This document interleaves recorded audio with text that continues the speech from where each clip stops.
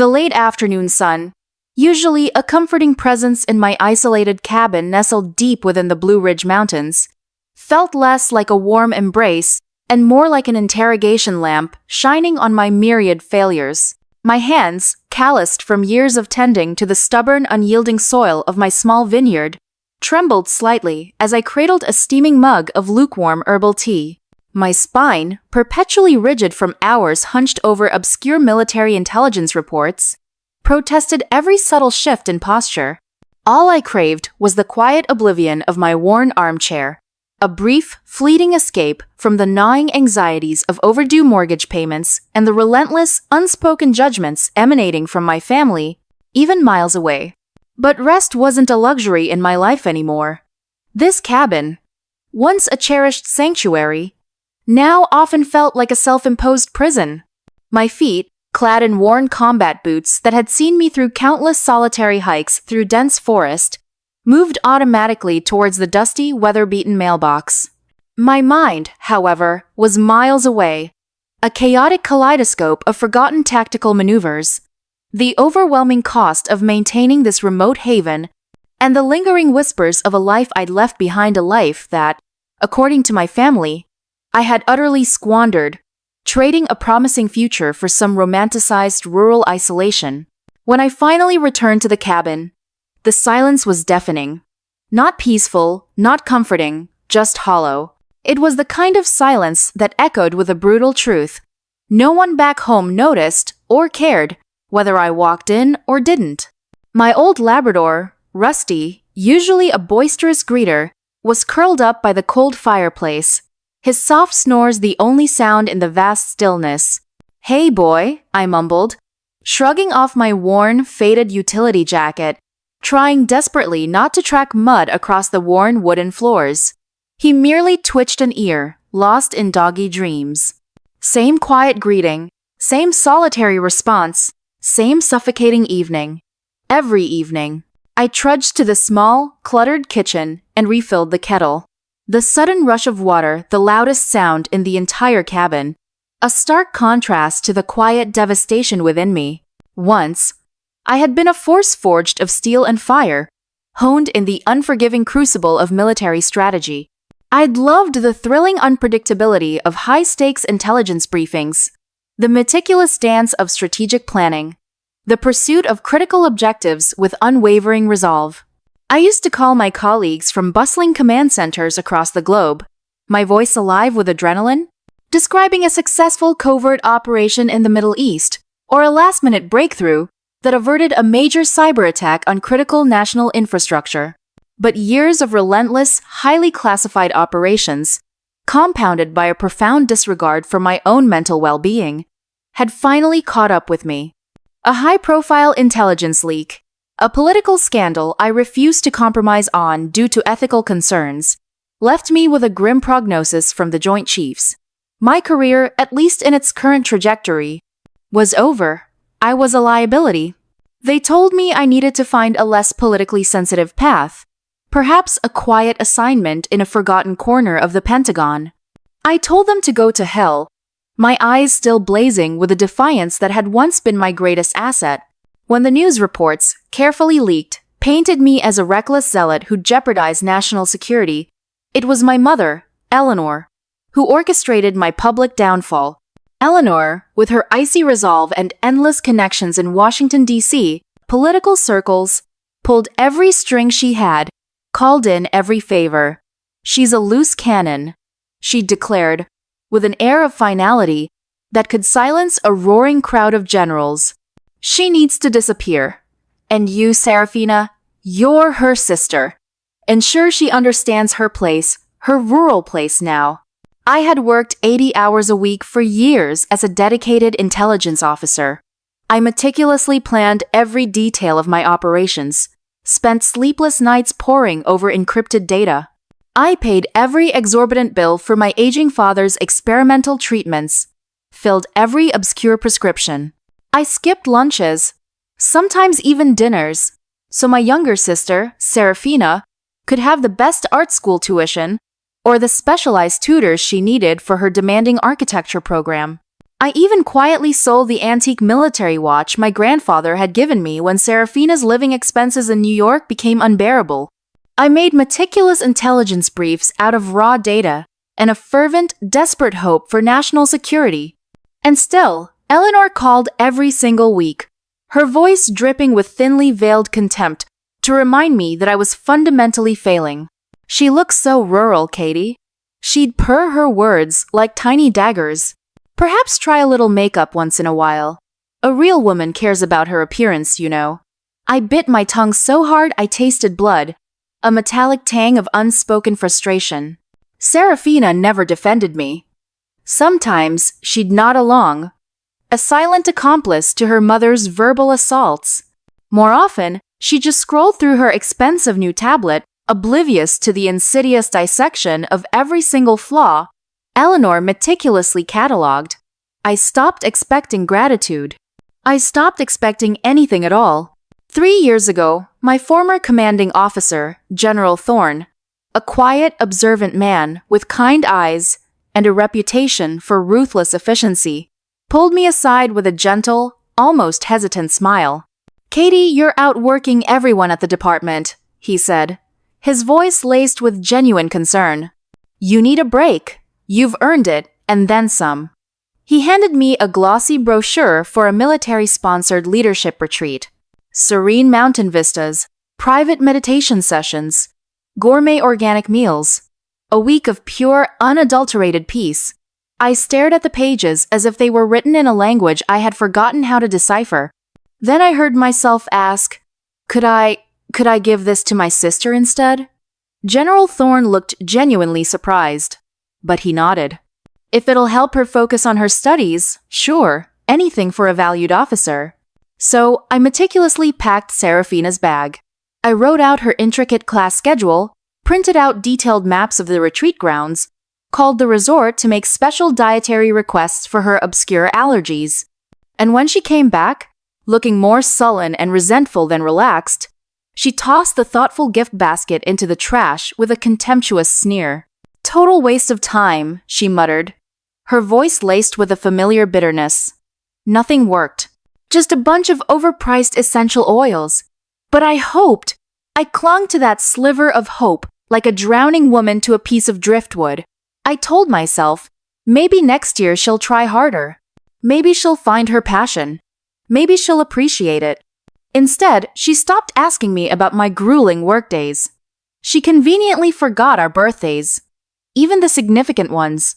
She never noticed when I secured a major intelligence victory in a high-stakes cyber warfare case, or when I published a groundbreaking military strategy paper that was cited in the Pentagon's official doctrine.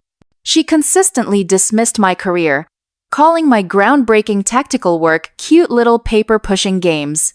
Meanwhile, I was the one keeping us afloat, a solitary sentinel against the rising tide of bills and despair. That night, as the kettle shrieked its boiling protest, I stood at the sink, staring blankly at the condensation fogging the window pane. My reflection stared back, tired beyond words. Not just physically, but spiritually. I didn't recognize the haunted woman in the glass anymore. My old satellite phone buzzed softly on the counter. A message from General Thorne. "Are you absolutely sure about your answer? The multinational Special Operations Command position is still open. They're looking for someone exactly like you. It comes with significant rank." I didn't answer. Not yet.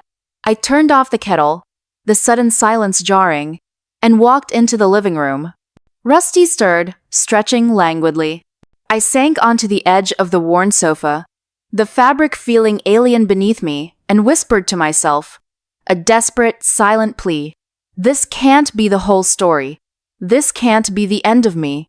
4 years ago, when my public shaming by the media was still a fresh, gaping wound, and Eleanor's voice still rang with an almost terrifying certainty, I'd meticulously memorized every line of the critical press releases she issued. I read newspaper articles about my supposed failures like sacred scripture. I rearranged my life so I wouldn't run into anyone from my past. I stopped buying any foods that might trigger unwanted memories. I started living like I was competing on a high-stakes survival show, with half the resources, zero support, and all the judgment in the world looming over me. And yet, Eleanor still called, her voice an endless loop of criticism. "You look so unkempt, Katie," she'd declare, as if my appearance was a direct indictment of my worth. A woman needs discipline, polish, a real sense of style once in a while. "What exactly do you do out there, dear? Tend to your little plants?" I'd stand there, gripping the phone until my knuckles were white, biting back retorts that I knew, deep down, wouldn't make a shred of difference. Serafina never intervened. Sometimes she'd nod, a silent complicit agreement. Sometimes she just stayed quiet, fiddling with her phone or lazily flipping through magazines. As if it wasn't her life her mother was scrutinizing. As if it wasn't mine she was systematically dismantling, piece by agonizing piece. I stopped crying about it. Instead, I worked more at my remote defense consulting gigs, stayed later, cut back on our already tight grocery budget, and applied for 2 side hustles I could squeeze in on weekends. I told myself it was just a temporary season. Just until my name was cleared. Just until the old Katie returned. But my name never truly cleared. And the old Katie seemed to be a ghost. Around that time, General Thorne had noticed. He didn't say much at first, just quietly left a steaming cup of my favorite artisanal coffee on my desk when I arrived early, or asked if I needed help deciphering obscure military code. One late Friday afternoon, as the office lights dimmed and everyone else rushed out for their happy hour escapades, he leaned over the divider between our desks, his voice low and concerned. "Katie, you haven't taken a single day off in 3 years. That's not sustainable." I forced a brittle smile. "Vacation isn't really an option right now, General." He raised a single eyebrow, his gaze unwavering. "It should be. You've earned it." The following week, he slid another brochure across my desk. A luxurious wellness retreat. Secluded cabins nestled in the tranquil Californian redwoods. Eucalyptus steam rooms. Restorative yoga classes.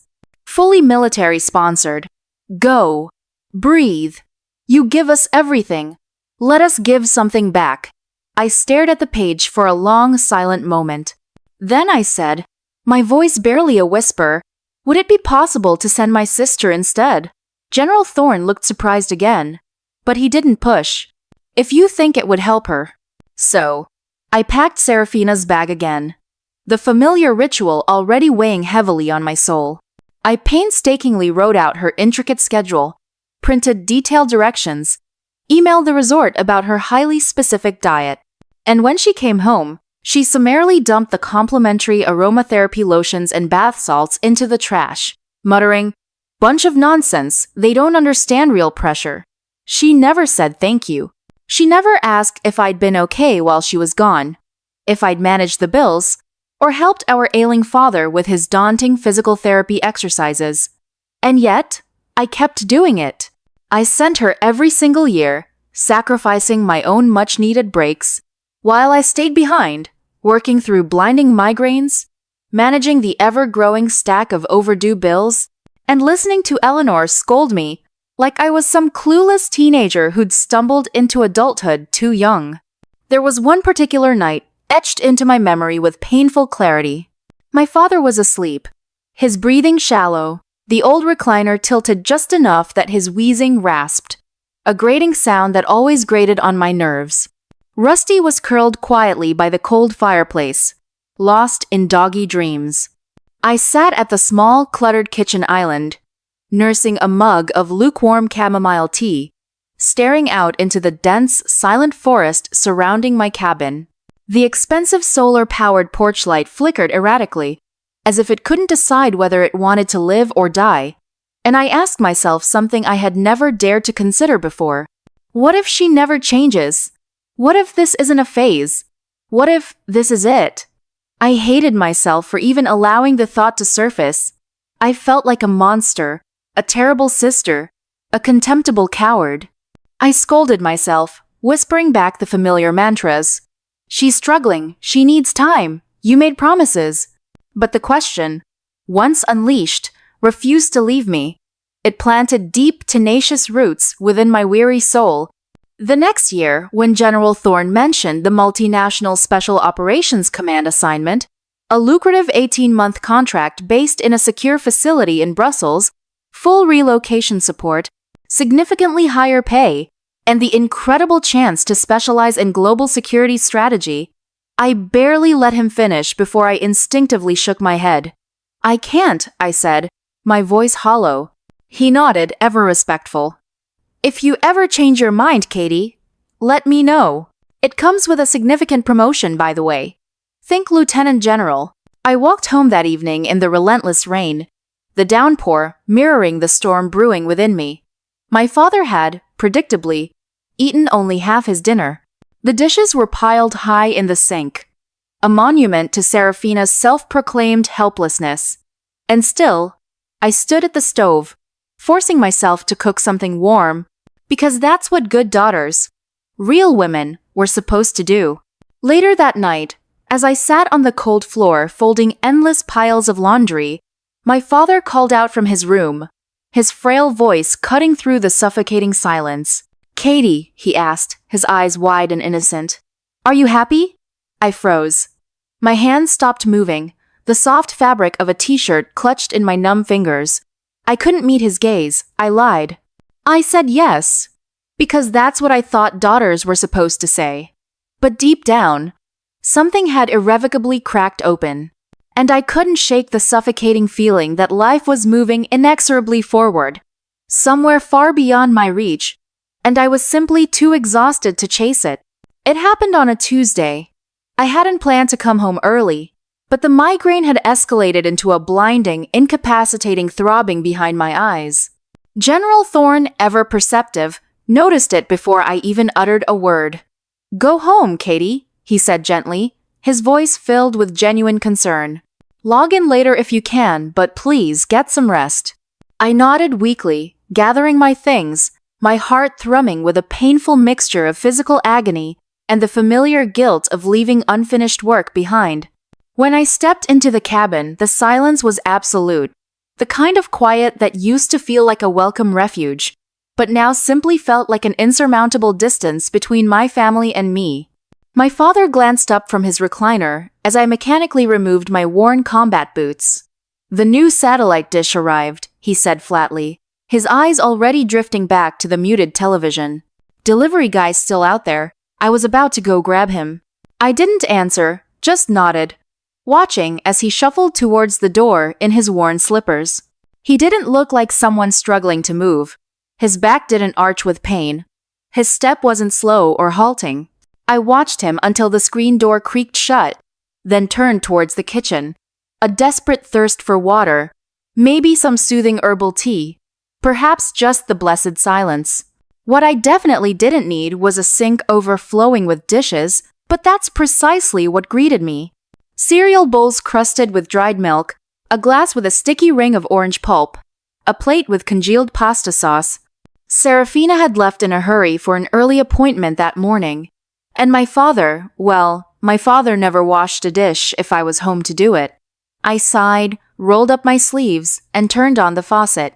The water pressure had been finicky for weeks, but today it surged out with an almost violent force, as if it had a point to make.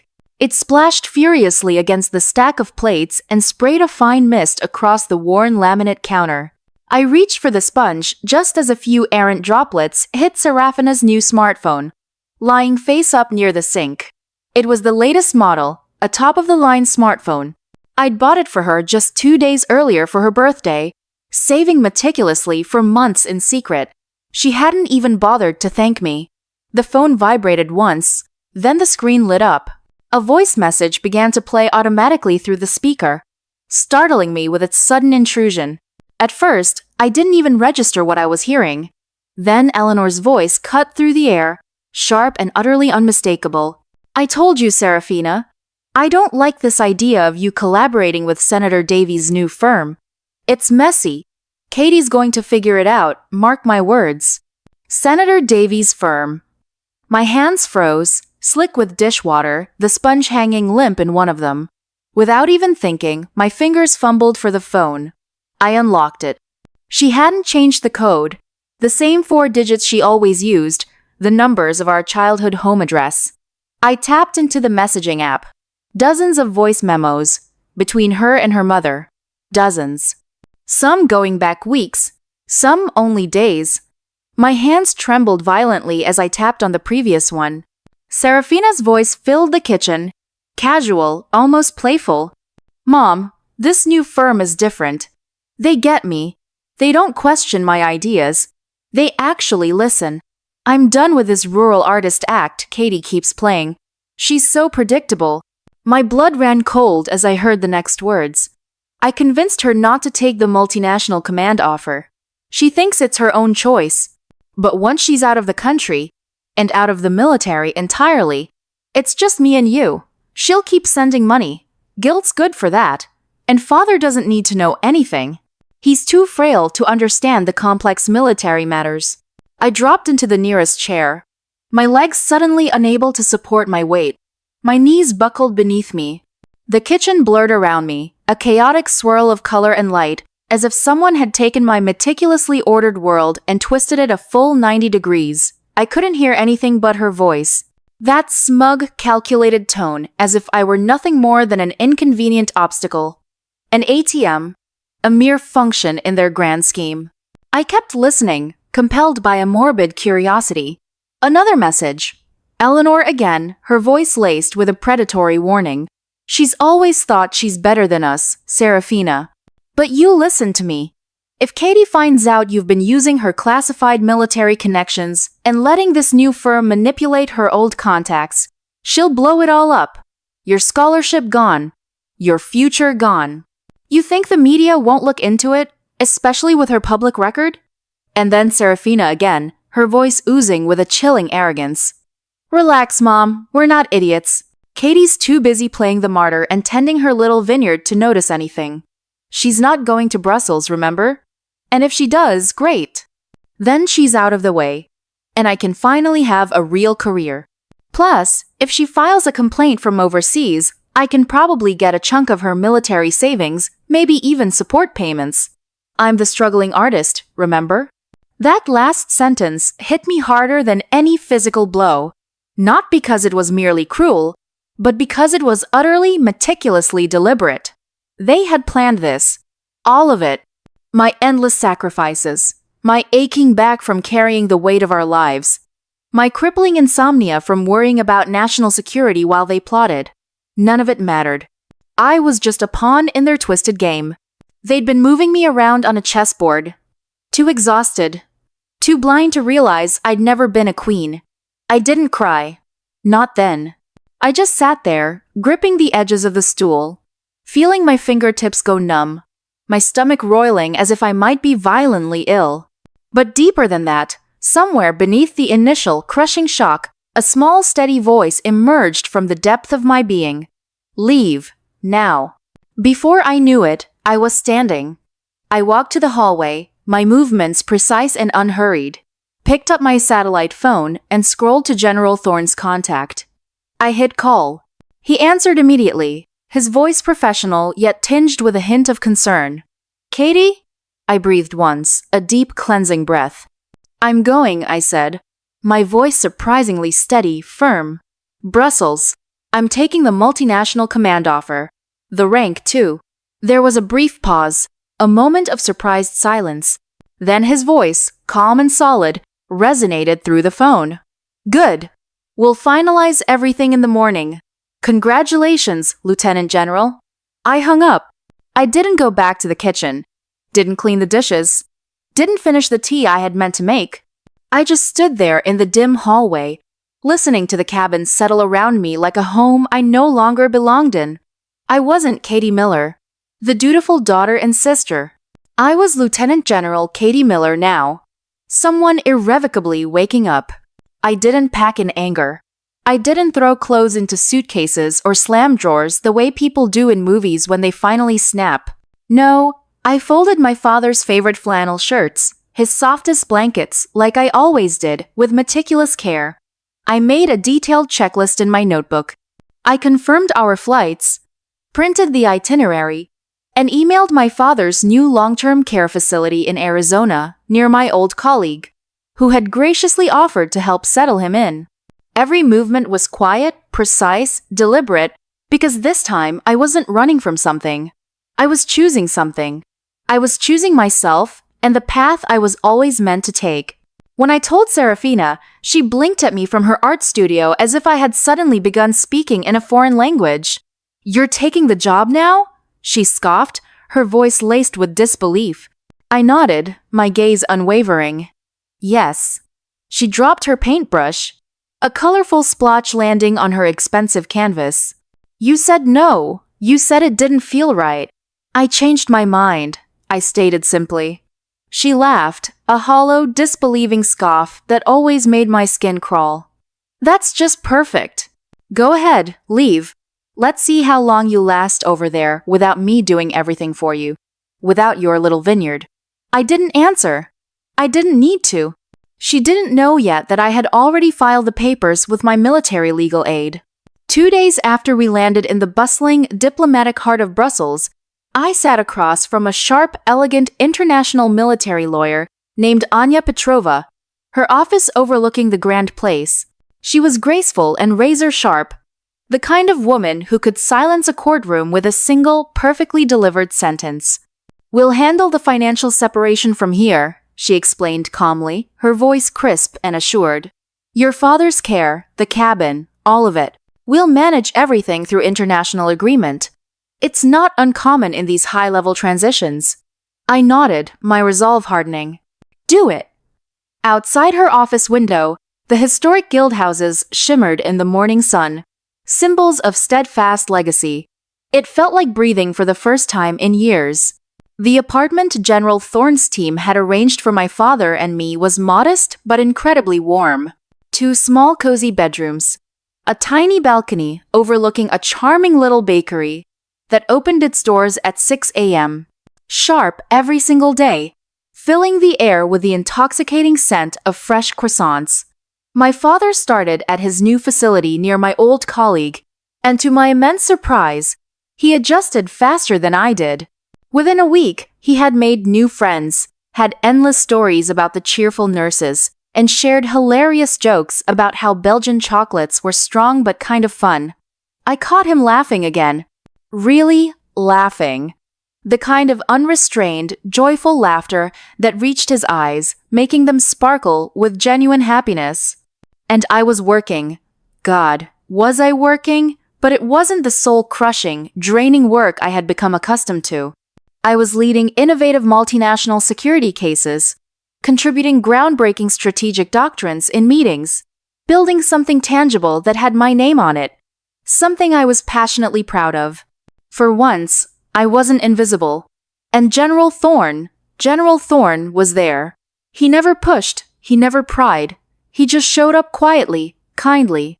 We'd walk home together after late meetings, the Brussels streets buzzing with energy. Sometimes he'd bring delicious pastries from a hidden patisserie or 2 steaming cups of espresso from the corner cafe. Sometimes he'd say nothing at all, and that comfortable, unspoken silence was the safest, most healing space I had known in years. One night, we sat on a bench near the Royal Palace, the twinkling lights of the city reflected in the dark windows. The distant atomium shimmered in the moonlight, and my father had just called, sounding genuinely happy after meticulously finishing a crossword puzzle he titled Lieutenant General Katie's New Life. I remember the way the cool night wind felt against my face that night. Light. Forgiving. General Thorne looked at me, his gaze not filled with pity or caution, but with a profound presence. "You're different here, Katie," he said softly. I smiled. A soft, tired smile that reached my eyes for the first time in ages. "I think I'm just remembering." "Remembering what?" he prompted gently. "That I exist. That I am Lieutenant General Katie Miller." That was the night I knew, with a fierce, unwavering certainty, that I would never go back. Not even if Serafina begged, pleaded, or swore she'd changed. Not even if Eleanor showed up with crocodile tears and an apology meticulously rehearsed in front of a mirror. They didn't call me for weeks. Then the threats began. Emails from Serafina, filled with vitriol and accusations. Voicemails from Eleanor, her voice dripping with venom. You abandoned your family. You'll regret this. You owe us. You're destroying your future. But they didn't know I had already turned everything over to Anya. And Anya was surgical. We're prepared to present comprehensive financial records and evidence of classified information misuse, she stated in a curt, official letter to Serafina's attorney. If your client wishes to claim financial distress as leverage for support, the court will require irrefutable evidence, including recent communications that may suggest otherwise. Furthermore, any attempt to use or disseminate information obtained through your client's manipulation of Lieutenant General Miller's military contacts will result in federal charges. It worked like a charm. Suddenly, Serafina stopped responding to her attorney's calls. 3 days later, she signed the legal documents, a whimper instead of a roar.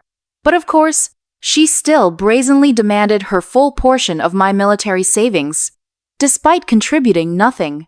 And that's when Anya made her brilliant second move. She submitted irrefutable documentation, proving that I had paid every single bill for her art school, every single living expense, every single travel cost for the entire duration of her studies. Serafina had contributed precisely nothing. If she wanted half the proceeds, she'd be legally obligated to repay her half of the debt. And just like that, her grand share of my savings dissolved into a cold, hard ledger of numbers, facts, and financial obligations she had never imagined would matter. The cabin and vineyard sold. I walked away with more than enough to comfortably cover my father's long-term care for the next 3 years. Serafina walked away with less than $1,000. And I didn't feel triumphant. I didn't feel victorious in the way I once thought I would. I felt clean. Like someone had finally scrubbed away the years of insidious manipulation, the suffocating silence, the crushing weight of guilt. I didn't need revenge. I didn't need fire. All I needed was distance, and I had finally, bravely given it to myself. I didn't hear much about Serafina for a while after the legal separation. The last communication was a vague, bitter email titled, "Hope you're happy now," full of half-baked accusations and one particularly pitiful line that stuck with me longer than it should have. You destroyed our family. As if there was anything left to destroy.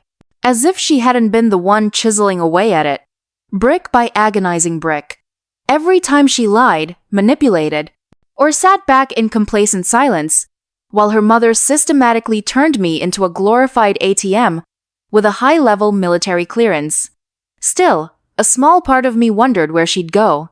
I figured she'd end up back with Eleanor. She always swore she'd do anything for her talented artist, her brave visionary, as if exploiting her sister and emotionally starving her were acts of nobility. And I was right.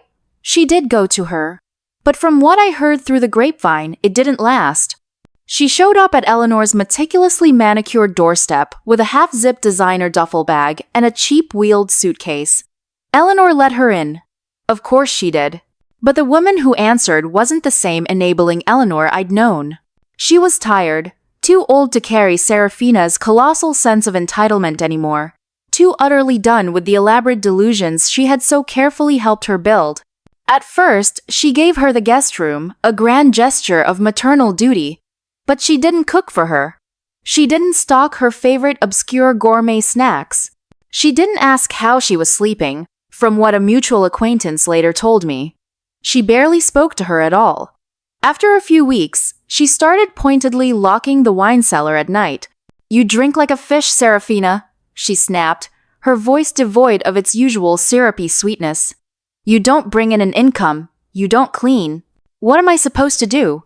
Go broke feeding a grown woman? With your expensive tastes?" I should have felt something when I heard that. Pity, maybe? Or a profound sense of satisfaction. But mostly, I felt nothing at all. Serafina tried to find work, or so I was told.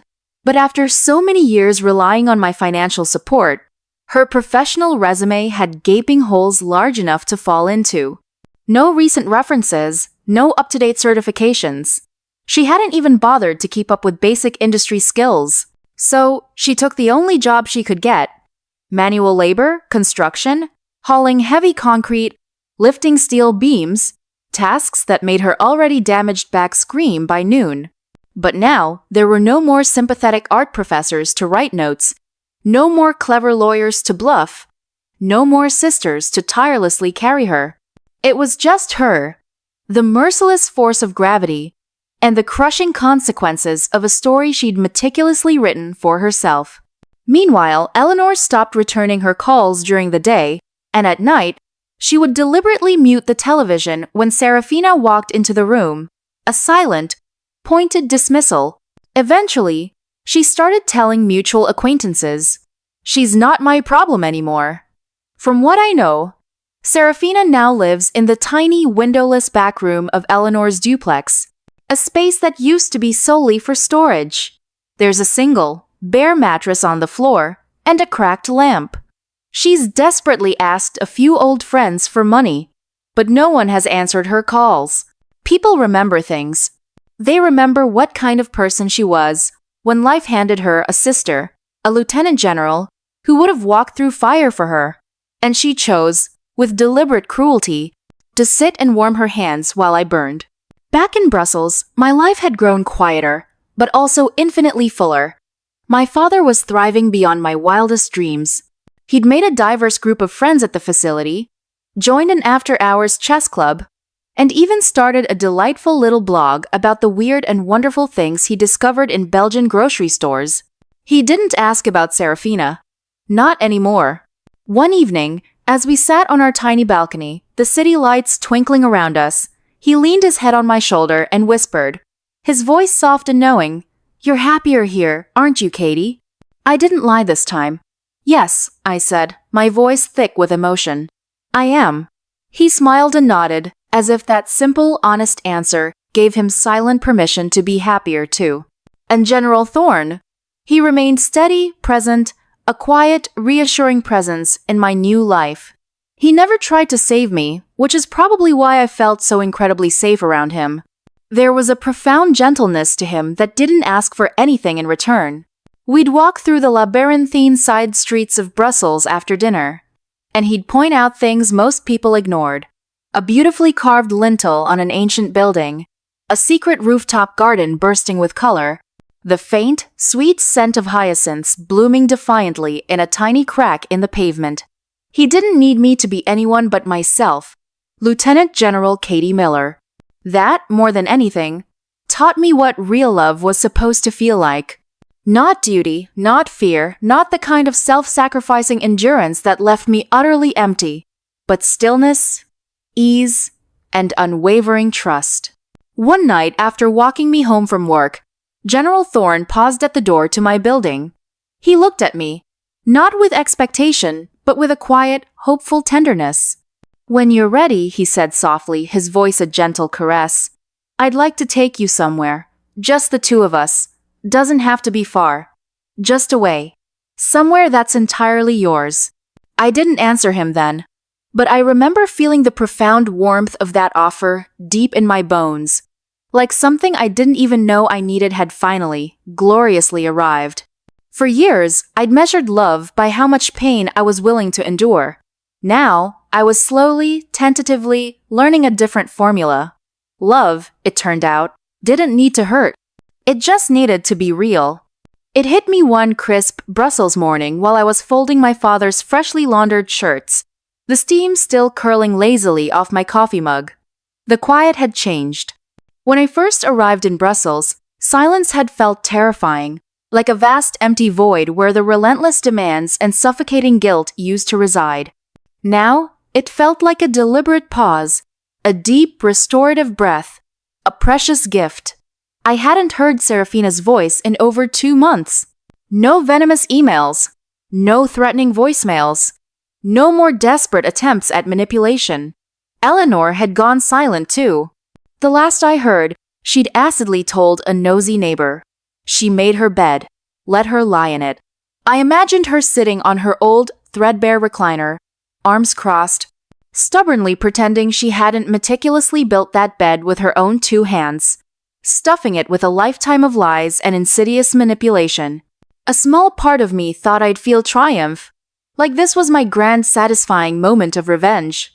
But I didn't want revenge anymore. I wanted peace. And more than that, I wanted to forget what it felt like to beg for the bare minimum and, in my desperate delusion, call it love. General Thorne came by that evening. He brought a good bottle of Belgian red wine and a warm, crusty loaf of fresh bread from the local market. My father had gone to a movie night with his new friends at the facility, so it was just the two of us. We sat on the tiny balcony, the Brussels sky melting into a breathtaking tableau of violet and ash. He didn't say much. He never did when I was lost in thought, consumed by the echoes of my past. That was what I loved about him most.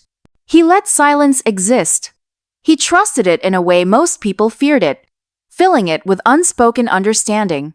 After a while, I turned to him, my gaze direct and vulnerable, and asked, "Did you ever think I was weak for staying as long as I did?" He looked at me, his eyes soft and clear, devoid of judgment. "No," he said gently. "I think you were exhausted. And still trying, so incredibly hard." I nodded slowly, a wave of profound relief washing over me. I think part of me wanted to be the kind of woman who fixes everything, who doesn't give up, who stays no matter what. "You were," he said, his voice firm. "And now you're the kind of woman who saved herself." Both are incredibly strong. Lieutenant General Katie Miller. That night, I cried for the first time in months. Not out of sadness, but because someone had finally, truly said what I'd never let myself believe, that I wasn't broken, that I had been enough. Even when the people I loved most, the people who were supposed to protect me, had painstakingly convinced me I wasn't. I used to think love meant endless endurance, that staying in soul-crushing pain proved my unwavering loyalty. That if I just gave a little more, bent a little further, swallowed a little deeper, I'd finally be loved back in the way I so desperately craved. But the profound truth is, real love never requires you to disappear. Serafina never hit me. She never screamed. She didn't have to. She made me invisible with 1,000 small, dismissive silences, 1,000,000 tiny, cutting dismissals. She made my genuine pain feel excessive, my bone-deep exhaustion feel dramatic, my hard-won accomplishments feel like pure, undeserved luck. She didn't need to physically break me. She just needed me to believe I wasn't whole to begin with, and for far too long, I did. But not anymore. The morning after that transformative conversation with General Thorne, I booked a weekend away. Just the two of us. A charming cottage nestled near the historic battlefields outside Waterloo. I didn't ask for permission. I didn't need anyone's blessing or approval. I looked at my father, who was happily reading a book in his recliner, and said, "I'm going away for a few days, sweetheart." He smiled, his eyes sparkling with understanding. "With General Thorne?" I nodded, a small smile playing on my lips. "Good," he said, his voice filled with a wisdom beyond his years. "You laugh more when he's around, Katie." I almost cried again, but this time, it was from a profound wellspring of pure joy. We went. We didn't do anything extraordinary or extravagant. We read books on the sun-drenched porch. We cooked simple, delicious Belgian frites and mussels together, the aroma filling the cozy cottage. We walked through quiet, historic fields, feeling the echoes of courage, in comfortable, companionable silence. One night, I sat in the soft grass, staring up at the inky canvas of the star-studded sky, and whispered quietly, "I didn't think this was possible." General Thorne reached for my hand, his touch warm and reassuring, and whispered back, "It always was." And I believed him, because I was no longer the woman who needed to be rescued. I was the one who got out. I was the one who said definitively, "Enough." I was the one who gave her father the most authentic, whole version of a daughter who didn't cry in locked bathrooms or flinch at every phone notification, bracing for another wave of criticism. Now, when my father laughs, it doesn't sound like relief. It sounds like pure, unadulterated joy. Now, when I look in the mirror, I see someone I would fiercely want my future self to become. And when I think of Serafina, if I think of her at all, I don't feel rage. I feel distance. Like a bad dream I finally truly woke up from. Like a suffocating house I irrevocably moved out of. Like a name I simply stopped answering to. The true slap in the face came much later. Not with a shouted word or a dramatic confrontation, but with a silent, devastating revelation. It was during a rare visit back to the States for a mandatory military review board. I was due to deliver a keynote address at a prestigious national security conference in Washington, D.C., a conference Eleanor and Serafina, with their political aspirations, would undoubtedly be attending. I hadn't sought them out, hadn't even thought of them beyond a passing, detached curiosity. My life in Brussels was full. My career as Lieutenant General Katie Miller demanding and rewarding. As I prepared to step onto the brightly lit stage of the grand ballroom, the air thick with the hum of important conversations and the nervous energy of anticipation, I caught a glimpse of Eleanor and Serafina in the front row, a sea of distinguished faces. They looked polished, just as Eleanor always demanded, but something in their expressions was strained, brittle. Serafina was on her phone, scrolling, looking bored.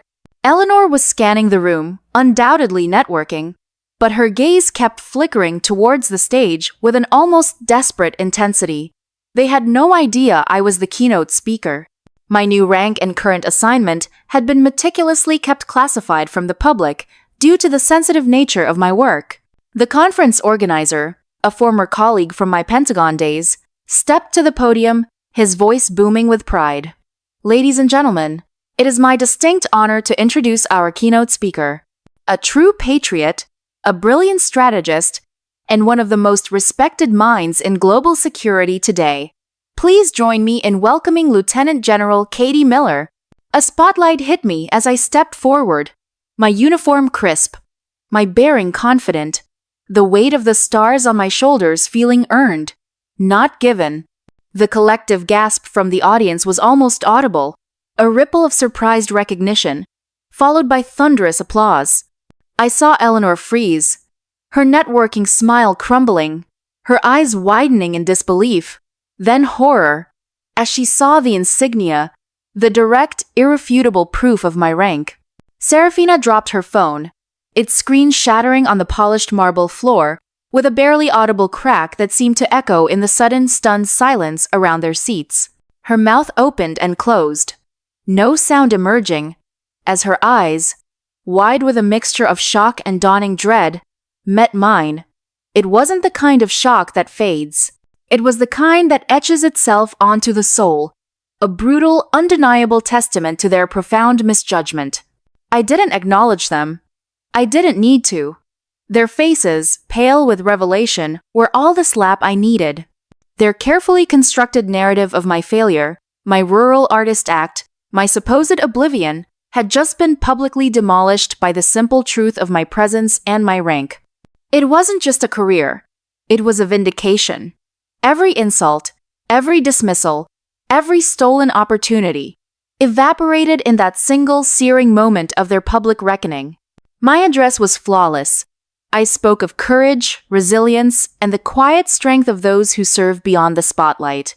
I spoke of finding truth and fighting for what is right, even when the personal cost is immense. I saw General Thorne in the back, a proud, knowing smile on his face. And as I left the stage, the applause still ringing in my ears, I walked past Eleanor and Serafina. Eleanor looked away, defeated. Serafina finally whispered, her voice raw, "Katie." "Lieutenant General!" I didn't stop. I didn't answer. I just kept walking, my head held high, towards a future that was entirely my own, entirely earned, entirely free. For years, I thought choosing myself meant failure. But now I know choosing myself was the most radical act of love I have ever done. Not just for me, but for the aging man who grew up unknowingly believing love had to hurt. And for the woman who now knows, deeply and truly, that it doesn't. My name is Katie Miller, and this time, I'm not going back. Ever.